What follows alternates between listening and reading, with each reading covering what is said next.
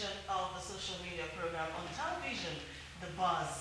And of course, it's a very remarkable day. It's the very last day in this month of October. It's the 31st of October.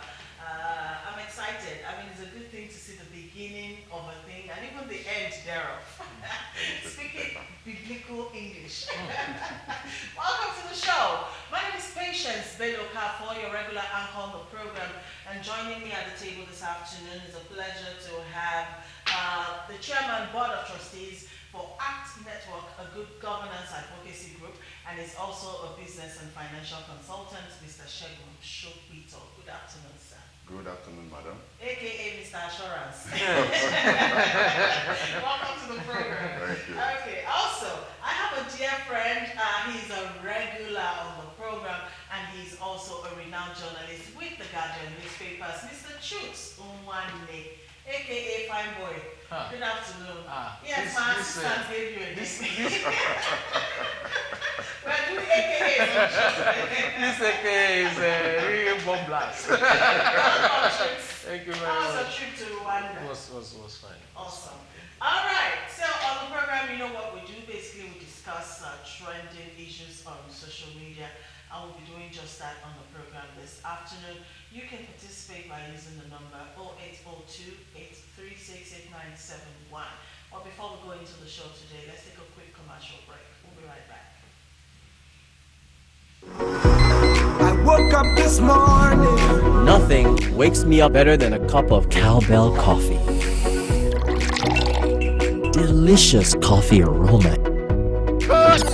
How can you forget your lines again? I'm sorry, sir, just that it tastes really good. Cowbell coffee. Enjoy the delicious creamy coffee taste of 3-in-1 cowbell coffee. Waiting. Cowbell coffee. Now 30 naira only for the 20-gram sachet.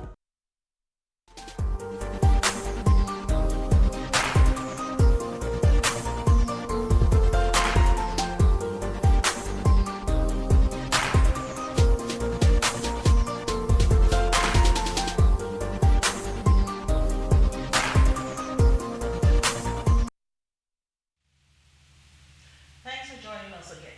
All right, back to the program. Welcome again, Mr. Shopito and Mr. Wanye. We'll start with in order news.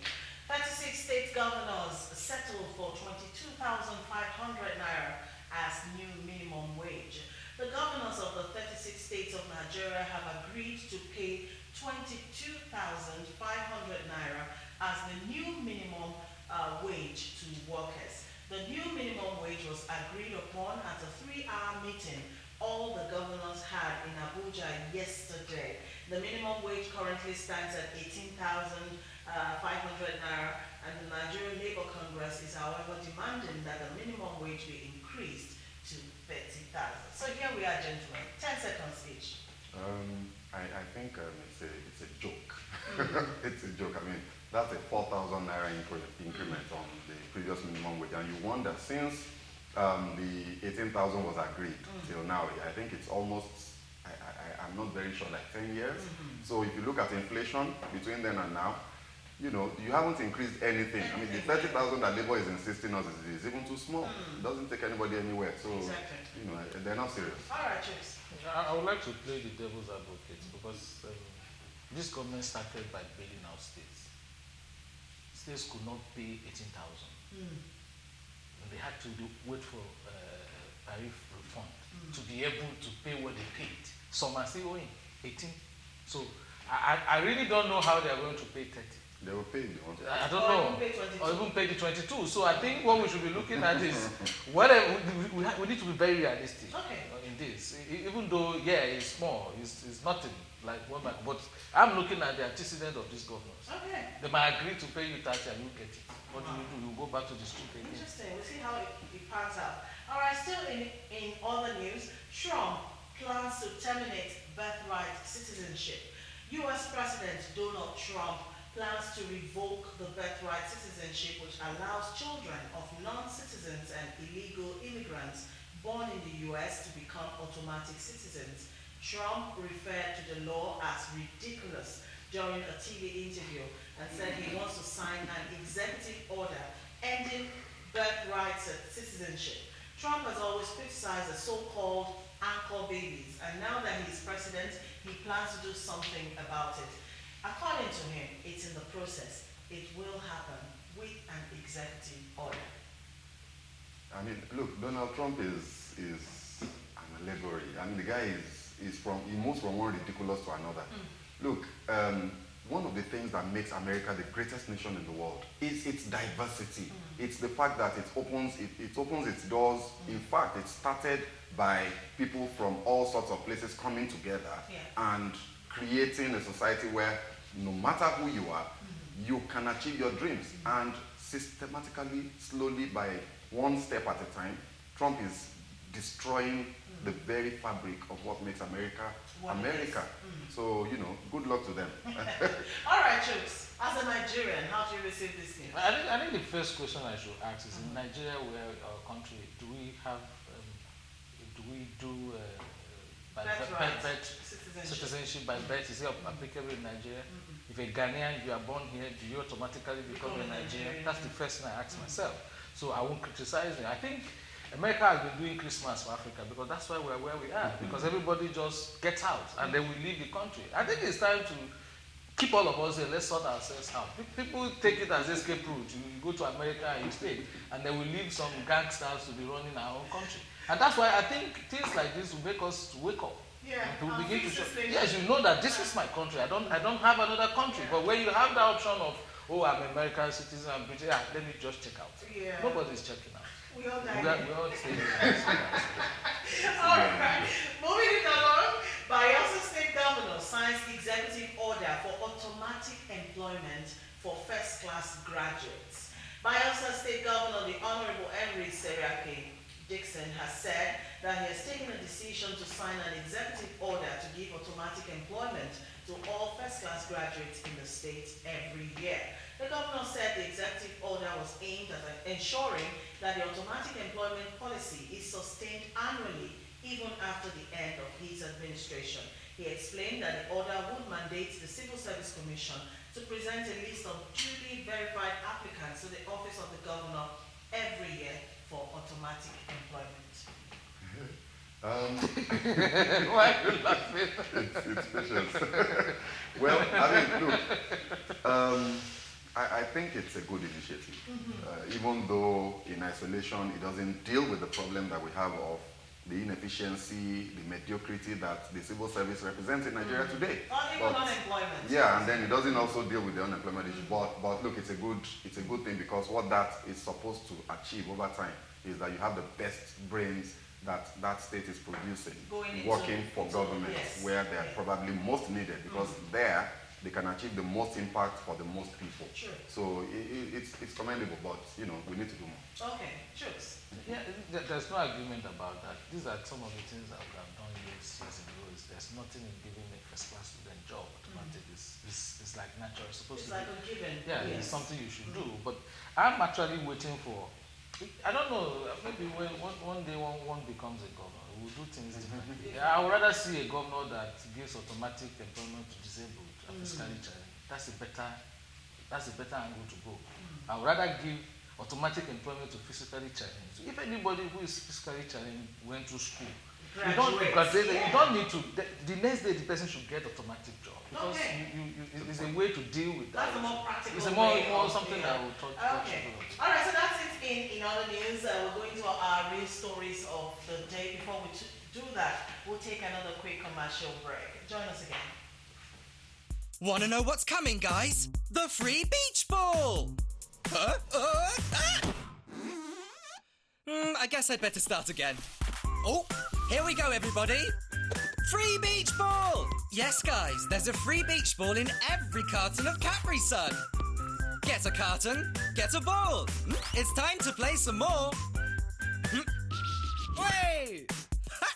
Capri Sun, the taste of fun. House of Cheese.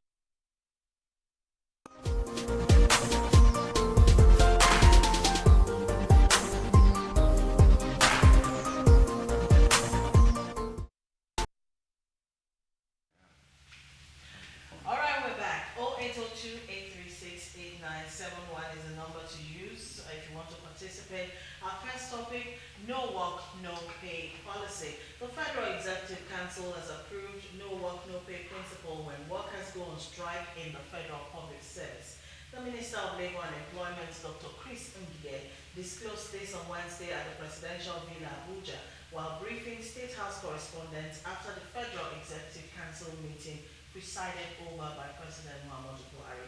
Following indications that Labour could resume another strike, the Federal Executive Council threatened to stem the tide of industrial unrest by invoking Section 34(1) of the Trade Disputes Law of the Federation 2004. This section of the law says employers who lock out their staff without going through the due process would pay them for the period of the lockout. On the other hand, workers who withdraw their services will not be entitled to pay for the period of work stoppage. All right, let's take a quick clip of the minister talking about no work, no pay policy, and then we'll come back and talk. And so it was agreed that my ministry should continue with our work in terms of fishing out the unions that don't have constitution that prescribes term limits for the elected officers. Such unions should be made to comply with the law so that people can be elected, they serve out their term and go, and other people will take their place. That's democracy in action. The no work, no pay is not a rule, neither is it a policy. It is a law captured in the Trade Dispute Act of the Federation, Section 43 to be precise, says that workers they have a right to disengage or remove their services from an employer if there's a breakdown in their discussions or negotiations. But for the period that the worker does so, the employer should not pay.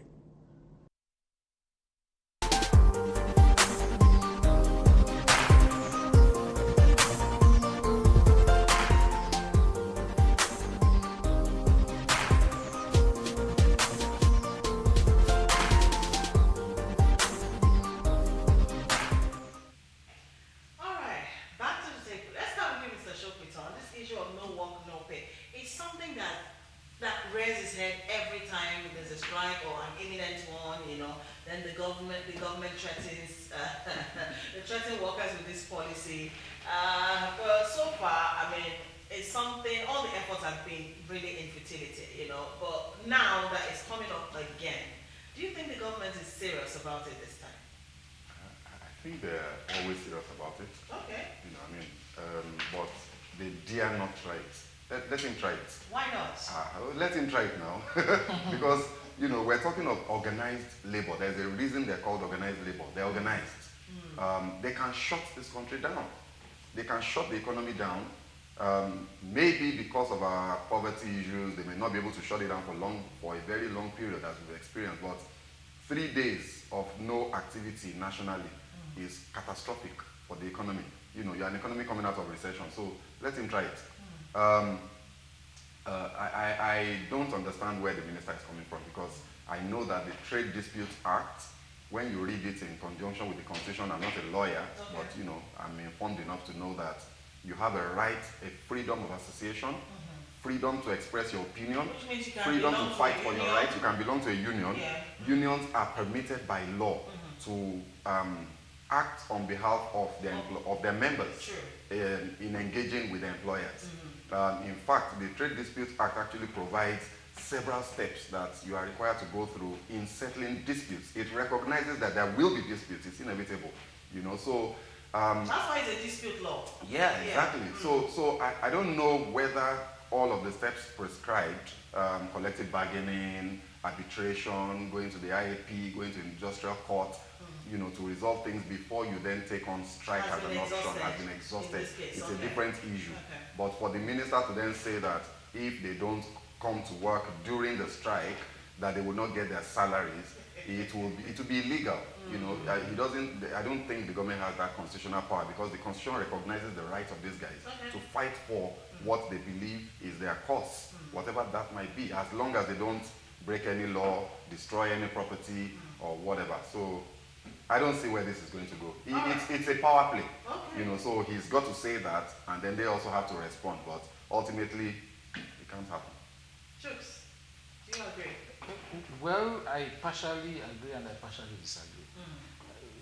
I agree that, number one, no matter what you say about law, about labor, I'll always be on the side of the workers, because I'm also a worker. But I would like to look at it this way. You see, the reality is that there's a huge problem with our civil service. Before we talk about pay or no pay, there's a huge problem with our civil service. Sometimes it's non-existent. No matter the policies you make as a country, if you don't have a committed civil service to drive whatever you are doing, that's why you have a government of change that is not giving you change. Because you go to those civil service, these same workers that should help make things easier, sometimes they are not there on time, sometimes they don't even show up on Fridays. So you have some, so these are issues to be addressed. Leave work before time. So these are so you see, it's a two-way thing. The government on their own, they are also not serious people, because that's why we are having all the two sides. There are issues, and then let me even go down to labor. Well, you know, I don't know how you operate here. Really, I'm not like my colleagues. I'm not a lawyer, but I have some information about how these things work. Why do you pay to labor union as a member? NLC? Why do you pay? There's these dues you pay. Why do you pay? So that they can protect your interests, you know, when the need arises. In some environments, when you are striking, the labor union takes care of you. You're supposed to get some sort of something to hold you pending when you go back. That's why you pay. How many people get paid by the NLC or by any labor? So this is why I say, look. How many people even know? Like, I didn't know that. Yeah, but that's why you pay, because if the idea is that we are paying, and then suddenly Nigerian bankers go on strike because of some. Then NLC will step in and say, okay, now for this period, let's see how we make sure we don't suffer, and then this is the job. That's what the NLC should do. The money you pay, what do they do with it?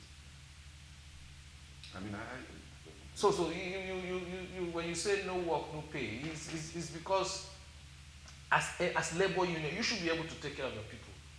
So the government knows why they are saying that. Because I think they also are aware that people will begin to ask questions. Then they say, at that time we are striking, the union should be able to give us kind of buffer pending when we go back to work. I don't know how it's going to work in practical terms, because Nigeria is a peculiar environment. You can say things that will never happen. Because I don't see people working without pay. I think going on strike without pay. In Nigeria, I don't see it happening. I don't see it. You know, this is a country where we are all. How do you think that will happen?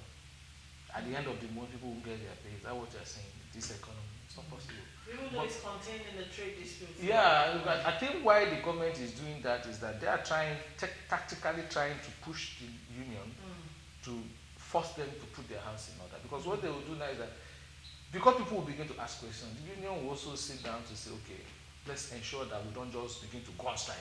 Let's follow due process.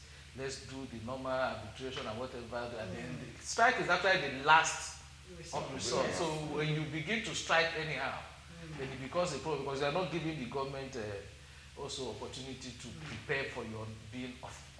Because why you give notice is if they have a way to now find people from another country to come and run essential services, they should do pending when you return. So that's my position. I know that this is always like like a tactic the government always uses, you know, to make workers go back to work and all that. But we've also seen certain government in this country that have had to sack like an entire, you know, staff of a particular and recruit new ones, you know, because they went on strike. We've seen that happen before and all that. So if a similar situation arises, you know, from another strike action, so what is the lot of the workers in that regard? Let's take Lagos State for instance. During Fashola, I think he sacked the doctors. And nothing happened. And people were saying, you can't do it. He did it. Why? At that time, the man was very sincere about what he wants to do. And the doctors themselves also know they know they have issues on their own side. You are working for government, you run your own hospital. Exactly. So that's why they couldn't fight that fight, because if they go into that fight, a lot of them will be exposed. So he did it, and he did it because he really wanted results. If I would get you out and put somebody there, and it happened. Nothing happened. Nobody. But you as a government need to be sincere. You need to be genuine. When the people know you are sincere, they know you are genuine, they will pull back. But the thing is that, like I said, the government is never serious. They will come and speak grammar and then go to sleep again. That's why. It's first of all, I mean, if so that's why, like he said, there is a problem on both sides of the divide. And we're trapped in this vicious cycle of repeating this same sequence of events year in, season in, season out. It's for me, it's a bit ridiculous. People need to get serious. People need to be more ingenious with the methods that they are going to use to achieve their goals. In fact, they need to redefine the goals. Like I've always said, I don't believe in the minimum wage. I believe in a living wage. So what you're supposed to have is a wage structure that anchors the minimum payable to certain indices. So as those indices are moving, the wage follows it. Why is labor not fighting for that? Why are we haggling as if we're going to the market to buy meat? Like, oh, it's going to be 30,000. No, it's 22,000. It's a bit silly. Why? And we do that season in, season out. So I don't see. But to answer your question, if labor follows process, if they've taken themselves through all of the provisions of the Trade Disputes Act, if they don't contravene the provisions of the Constitution, they can't be fired. They cannot, because they are protected by the law. Okay. The law. So if, for instance, the federal government now decides that, you know what, we'll call your bluff and they sack everybody, they will go to court and they will win. But that is if they have followed the provisions of the law in terms of how to resolve these disputes, which I'm not sure they ever do. So invariably, you find that both sides are really, really not playing well. But having said that, let me also quickly say that the federal government, as a going concern, needs to do better when it comes to relating with its employees. This idea of grandstanding and threatening and might is right should stop. They need to listen to what these guys are saying. For goodness sake, like somebody will say, how many of these governors have given up their security votes because of recession? When the Paris Club, bailout funds were given, what did they do with the money? How come they're still owing? There are so many questions that can be asked. How many of them have given up their retinue of fleet of vehicles and aids and the fuel that goes into that before you now say you can't pay minimum wage? You've got to cut down the cost of governance, even as you look at the efficiency of the civil service. So it's a two-sided coin, and I'm worried when government, because you are government, because you're a minister, you just think you can go on air and threaten everybody and throw your might around. I think it's wrong. Government is there to serve the people, and these workers are members of the citizenry that the government has been elected to serve. The Nigerian workers have been taken for granted too much over time because, I don't know, as Nigerians, we're too malleable, as a people. So whatever it is we're dished, we take it, make some noise, and the next day everything goes back to normal and all that. Anyways, as it stands now, I think Labour might still go on with the strike. The proposed strike is on the 6th of November. If the governors of the 36 states of Nigeria are saying 22,500 naira is the most we can do, is that a clear indication that truly the states cannot afford to raise wages? You first of all ask yourself, how many of our states are buying? They're stealing money, jokes. But I know they're stealing money. But if you are looking at, Lagos did something extraordinary to grow their IGR and all of that. How many states are doing that? Good question. So you see, if they tell you they don't have money, they don't have money, but not because they don't want to have money. Exactly. They don't want to do the right thing and have money. See, when you go to parks and people tear tickets 50 naira okada, 100 naira this one, 500 naira.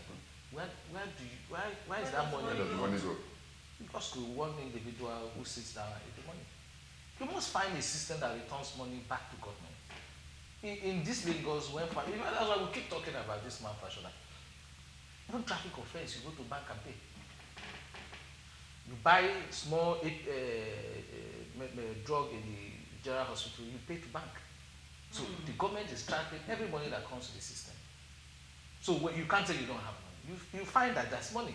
The problem is that the money in some of these states goes to some individuals who they have used positions to settle. Then you say you don't have money. I think we need to get serious with governance. The problem is that we are not serious with governance. It's ridiculous to say you can't pay salary. Really. I mean, For a country where we share money, federal government share. They share you. This one is you sit down and comes to meet you. How do you create wealth? How do you create your own income? How do you increase your IGR to have enough? They just think some of them sit down and wait for money that will come. So it's right to say laziness. Maybe that's the right word. That's the right word. Because if you're not tasking your brain and asking questions or doing things that would, affect or impact your state positively, you're lazy. Patience during the herdsmen issue, even before the killing started, when we were talking about building ranch or not building ranch or doing what do you call colonies or not, I on this show I said if I were to be a commissioner for agriculture, I will build ranch in my state. I'll make a hell of money. Exactly. I'll build a ranch owned by the state government, and I'll make a law that you don't move cattle around, you put it in the ranch. And you sell one, we'll give you a discount, we'll give you a percentage of what you pay to government, we'll keep every facility you need. Do you know how many of these cow they kill every day? That's why we don't need to politicize. There are so many ways to make money, but you need to be very creative to do that. So these guys won't be creative because their interest is really has already been set. So the oil money, like you said, that is shared.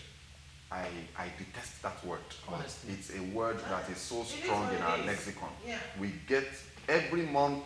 We sit down at a table called FAC and we share money. We've never had we don't have a meeting, for instance, where people sit down around the table every month to say how do we make money, how do we create wealth, for each state. That doesn't happen.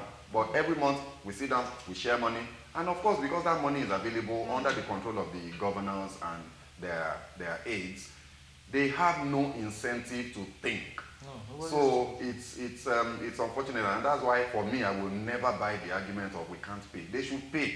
The money is there, but they're using it for the wrong thing, and if it's not there, then they should go and find a way to